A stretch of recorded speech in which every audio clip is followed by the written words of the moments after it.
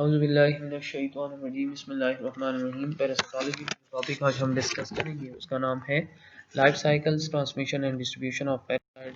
So first of all single host parasites को हम discuss करते हैं।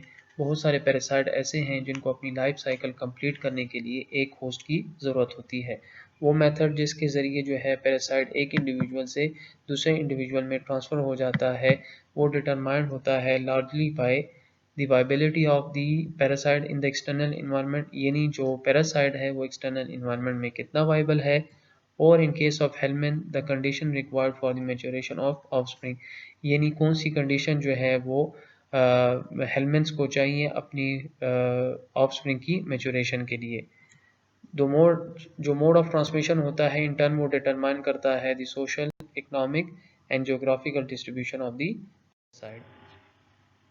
अच्छा, नाउ हम ट्रांसमिशन को डिस्कस करते हैं कि कैसे पैरासाइट जो है वो एक इंडिविजुअल से दूसरे इंडिविजुअल में ट्रांसफ़र होता है। ठीक है, सो डिफरेंट मेथड है ट्रांसमिशन के। फर्स्ट जो है वो आपके पास है transmission by direct sexual contact. एक प्रोटोजोन है जिसका नाम है ट्राइकोमोनास वेजिनलिस। ठीक है, ये जो है वो सिस फॉर्म जो है वो प्रोड्यूस नहीं करता। जो सिस फॉर्म होती है बेसिकली वो पैरासाइट की जो है वो डॉर्मेंट फॉर्म होती है, और डॉर्मेंट फॉर्म जो है उसमें जो पैरासाइट होता है वो अनफेवरेबल कंडीशन को सरवाइव करता है। सो जो ट्राइकोमोनास वेजिनलिस होता है उसमें सिस फॉर्म मौजूद नहीं होती। इसकी जो एक्टिव फॉर्म होती है या ग्रोइंग फॉर्म होती है, ठीक है, वो कहलाती है ट्रोफोजाइट फॉर्म। वो बेसिकली हार्डी होती है, और आउटसाइड दी नॉर्मल हैबिटेट वो कुछ देर तक कुछ घंटों तक सरवाइव कर सकती है। अगर हम बात करें the normal habitat of Trichomonas vaginalis, तो वो क्या है, human genital tract. So outside the human genital tract ये जो ट्राइकोमोनास वेजिनलिस है कुछ घंटों तक क्या हो सकता है, सरवाइव कर सकता है। इस डायग्राम में आप देख सकते हैं कि this is basically the trophozoite form of parasite. ये कौन सी फॉर्म है, ये इसकी ट्रोफोजाइट फॉर्म है। ठीक है, this is the trophozoite form, जो कि एक्टिव फॉर्म होती है, ग्रोइंग फॉर्म होती है पैरासाइट की। ये वो फॉर्म होती है पैरासाइट की जिसमें जो पैरासाइट होता है अपने होस्ट से क्या लेता है, नरिशमेंट लेता है। ठीक है, और ये आपके पास क्या है, this is the cis form. Cis form क्या होती है, डॉर्मेंट फॉर्म होती है। ठीक है, और ये किसके लिए ज़रूरी होती है, अनफेवरेबल कंडीशन को सरवाइव करने के लिए ज़रूरी होती है।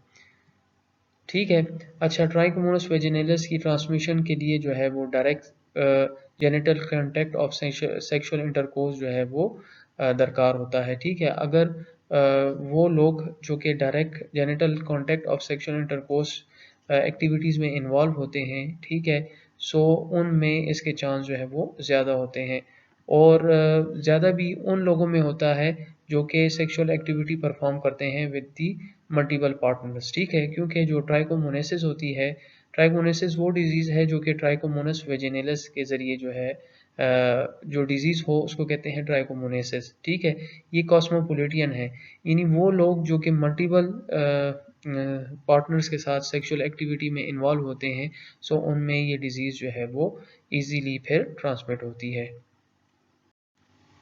सेकंड आपके पास जो ट्रांसमिशन है वो है, ट्रांसमिशन रूट है वो है फीकल ओरल ट्रांसमिशन। सो एक प्रोटोजोन है जिसका नाम है एंडहेमिबा हिस्टोलिटिका। ये कहाँ पे इनहेबिट होता है, ह्यूमन गट में जो है ये इनहेबिट होता है, और वहाँ पे ये क्या प्रोड्यूस करता है, एक हार्डी सिस्ट जो है वो प्रोड्यूस करता है, जो कि फिर फर्दर जो है वो स्टूल के ज़रिए जो है वो क्या हो जाती है, पास हो जाती है। ठीक है, ट्रांसमिशन उस टाइम होती है जब आपके पास जो इंडिविजुअल है, कोई और इंडिविजुअल, ठीक है, वो इस सिस्ट को जो है वो क्या कर ले, इंजेस्ट कर ले। इसी तरह जैसे आपके पास ट्राइकोमोनास वेजिनलिस जो है वो फैलता है डायरेक्ट फिजिकल कांटेक्ट से। ठीक है, in this case by oral anal sexual activity के ज़रिए भी जो है वो क्या हो सकता है, ये फैल सकता है।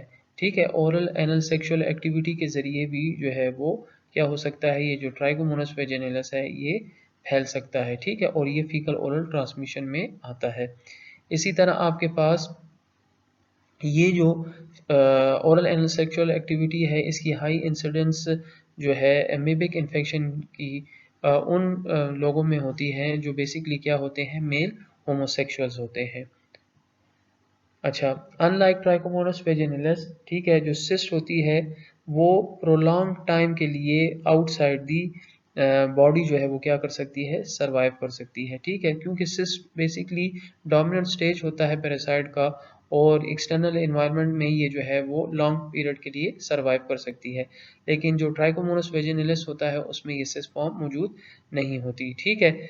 जब ये सिस्ट जो है वो आउटसाइड एनवायरनमेंट में ज़्यादा टाइम तक सरवाइव कर सकती है, so we can say that it eventually contaminate food और ड्रिंकिंग वाटर, ठीक है। और अगर कोई जो है ये कंटेमिनेटेड फूड और ड्रिंकिंग वाटर जिसमें cyst of and amoeba histolytica मौजूद हो वो कंज्यूम कर ले तो इसकी वजह से जो एंड अमीबा हिस्टोलेटिका इनका इन्फेक्शन है वो उसको हो जाता है। अच्छा, ये जो एंड अमीबा हिस्टोलेटिका है ये जो डिजीज़ काज करता है इसको कहते हैं एमबीबीएसिस, ठीक है, एमबीएसिस सॉरी, ठीक है। ये एमबीएसिस जो है उस जगह पर कॉमन है जहाँ पे आपके पास पर्सनल हाइजीन जो है वो क्या है, बहुत ज़्यादा कम है, या उन पॉपुलेशन में जहाँ पे आपके पास जो सैनिटरी डिस्पोजल है ह्यूमन वेस्ट का वो अवेलेबल नहीं है। तो उन इलाकों में ये जो एमबीएसिस है, सॉरी एमबीएसिस जो है वो बहुत ज़्यादा कॉमन है। अच्छा, थर्ड आता है आपके पास इन्फेक्टिविटी डेवलपमेंट इन सॉइल। एक हेलमेट है जिसका नाम है एस्केरिसिलम रिकॉर्ड्स, ठीक है। इसका इन्फेक्शन जो है वो किसकी वजह से होता है, बाय रेजिस्टेंट एग्स। इनके रेजिस्टेंट एग्स होते हैं जो कि पास होते हैं किसमें, ह्यूमन स्टूल में, ठीक है। अगर ये जो है एग इमीडिएटली ये एग जो है वो आपके पास इन्फेक्टिव नहीं होते, ठीक है। फर्स्ट ऑफ ऑल ये क्या करते हैं, ये एग जो है वो इंक्यूबेट होते हैं सॉइल में under certain condition of temperature and humidity. जब इनकी इंक्यूबेशन हो जाए, ठीक है, उसके बाद ये क्या हो जाते हैं, फिर मैच्योर हो जाते हैं, यानी इनसे एम्ब्रियो बन जाते हैं और ये फिर क्या हो जाते हैं, इन्फेक्शियस जो है वो हो जाते हैं, ठीक है। This parasite can not be transmitted directly from host to host. अगर जो है फॉर एग्जांपल ये जो रेजिस्टेंट एग है वो पास हुआ है स्टूल के ज़रिए और कोई और इंडिविजुअल इस स्टूल के फॉर एग्जांपल जो है वो इनडायरेक्ट कांटेक्ट में आ गया है तो उससे जो है वो क्या होता है, इन्फेक्शन जो है वो नहीं होता, सॉरी जो पैरासाइट होता है वो ट्रांसमिट नहीं होता। क्यों नहीं होता, बिकॉज फर्स्ट ऑफ ऑल ये एग जो है वो इंक्यूबेट होंगे सॉइल में, ठीक है, उसके बाद जो है ये क्या होंगे, इन्फेक्शियस होंगे। अच्छा, जो ऑर्गेनिज्म स्प्रेड होता है वो आपके पास रैंडमली होता है बाय ह्यूमन डिफेक्शन, जो कि रिजल्ट अगर और ह्यूमन डिफेक्शन में भी अगर जो है जो एग हैं उनकी डिपोजिशन हो जाए सॉइल में और फिर इस सॉइल का एक्सपोजर हो जाए, ठीक है, to the certain climatic condition, ठीक है, जो कि रिक्वायर्ड होती हैं from for the embryonation of the egg, तो फिर ये जो इन्फेक्शन होता है वो एक इंडिविजुअल से दूसरे इंडिविजुअल को क्या होता है, ट्रांसमिट होता है। इसीलिए जो एस्केरियस इन्फेक्शन है वो प्रेवेलेंट होता है उन इलाकों में जहाँ पे जो सैनिटेशन होती है वो क्या होती है, पुअर होती है। यूजली आपके पास जो ट्रॉपिक्स एंड सब ट्रॉपिक्स यानी गर्म और नीम गर्म जो इलाके होते हैं उनमें ये क्या होता है, कॉमन होता है। अच्छा, अब हम डिस्कस करते हैं मल्टीपल होस्ट पैरासाइट्स को। अच्छा, कुछ प्रोटोजोन या बहुत सारे हेलमेंथ ऐसे होते हैं जिनको अपनी लाइफ साइकिल कंप्लीट करने के लिए दो या दो से ज़्यादा होस्ट स्पीशीज़ की ज़रूरत होती है, ठीक है। वो स्पीशीज जिसमें पैरासाइट अपनी एसेक्सुअल साइकिल जो है वो कंप्लीट करता है, सॉरी सेक्सुअल साइकिल कंप्लीट करता है उसको कहते हैं डेफिनेटिव होस्ट, और वो जो है होस्ट जिसमें जो पैरासाइट होता है अपनी एसेक्सुअल रिप्रोडक्शन या लार्वल डेवलपमेंट जो है वो कंप्लीट करता है उसको कहते हैं इंटरमीडिएट होस्ट, ठीक है। अगर आपके पास इन एक से ज़्यादा इंटरमीडिएट होस्ट हों तो उनको सिंपली हम कह सकते हैं first and second intermediate host. अच्छा, एक पैरासाइट है जिसका नाम है टीनिया सेजिनेटा, ठीक है, जिसको बीफ टैप वार्म भी कहते हैं। इसमें जो दोनों होस्ट स्पीशीज होती हैं वो वर्टिब्रेट होती हैं। सो जो ह्यूमन होता है वो आपके पास डेफिनेटिव होस्ट होता है, ठीक है, और जो कैटल होता है वो इसका क्या होता है, इंटरमीडिएट होस्ट होता है। अच्छा, वो पैरासाइट जो कि इनहेबिट करते हैं ब्लड या टिश्यू ऑफ ह्यूमन को, ठीक है, उसमें जो ब्लड फीडिंग आर्थ्रोपोड होता है, ये आपके पास सेकंड होस्ट जो है सर्व होता है as a second host and as a transmitting vector, ठीक है। अगर हम बात करें मलेरिया की, सो जो मलेरिया होता है वो कॉज होता है प्लाज्मोडियम से, ठीक है, और ये ट्रांसमिट होता है एक पर्सन से दूसरे पर्सन को by the bite of an infected female mosquito of the genus Anopheles, ठीक है। सो जो फीमेल मॉस्किटो है यानी जो आर्थ्रोपोड है, ठीक है, ये आपके पास सेकंड होस्ट जो है वो सर्व करता है, ठीक है, सेकंड होस्ट की सॉरी जो सेकंड होस्ट है उसकी तौर पे सर्व होता है, ठीक है।